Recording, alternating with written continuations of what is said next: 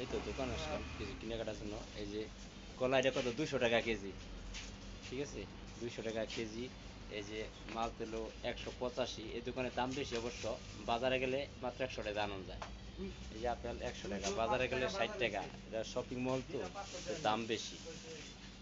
এই যে এই রুটিগুলো 30 টাকা পিস। এটা আমরা সকালে নাস্তা করি। ঠিক আছে, এখানে সব আছে, একটা মহলে যা যা দরকার, কোক আছে, সব আছে। এই যে মিষ্টি কুমড়া, ঠিক আছে, এই যে গাজর, পাতাকপি, ঠিক আছে, মোটামুটি ভালো আছে।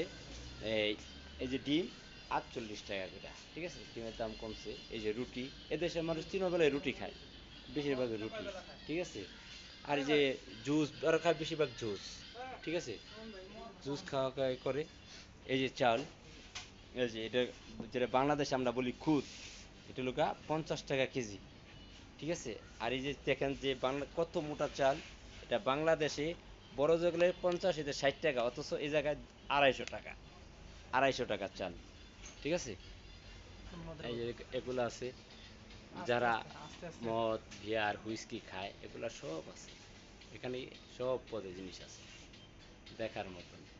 ঠিক আছে, সব আছে এখানে, যা হয় যে জুস বোতল, এই যে বোতলগুলা, এর প্রাইস, ঠিক আছে, 1000 টাকা, 915 টাকা, যে যা প্রত্যেকটা প্রাইস দেওয়া আছে, খালি নিবেন আর প্রাইস দিবেন।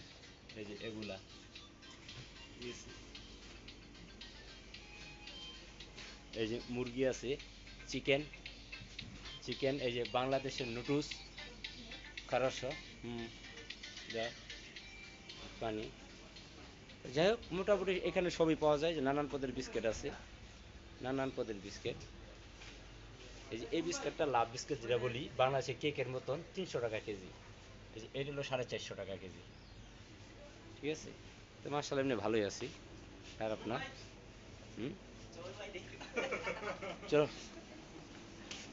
হুম,